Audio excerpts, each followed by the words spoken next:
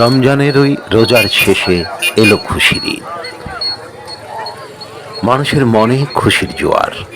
রমজান শেষে ঈদের নামাজ আদায়ের জন্য ছুটছেন মুসল্লিরা। বেশিরভাগ মসজিদেই সকাল 8টার মধ্যে ঈদের জামাত অনুষ্ঠিত হয়েছে। তবে কিছুটা বিষণ্ণতা এই কারণে যে গত শুক্রবার রাত্র থেকেই মুষলধারে বৃষ্টি ঝরছে দেশের বিভিন্ন জেলা ও এই বরিশাল শহরেও। বৃষ্টিতে ভিজেই মুসল্লিরা মসজিদে এসেছে, ঈদের নামাজ আদায় করেছে এবং নামাজ শেষে কেউ ছাতা মাথায়, কেউ বা ছাতা ছাড়া ভিজতে ভিজতে ঘরে ফিরেছেন।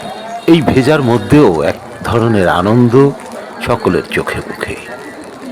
রমজান শেষে 5 ওয়াক্ত নামাজ যারা নিয়মিত আদায় করেছেন তাদের জন্য এই আনন্দ আরও বেশি বলে জানালেন এই মডেল মসজিদের ইমাম মনির হোসেন। তিনি ঈদের নামাজের খুতবা আদায় শেষে বিশেষ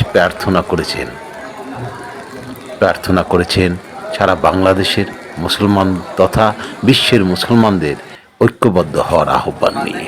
ঈদের নামাজ শেষে সবচেয়ে গুরুত্বপূর্ণ যে বিষয়টি ছিল তা হচ্ছে দান করা। এই দানের মহত্ব নিতে সবাই যেন উদ্গ্রীব ছিলেন।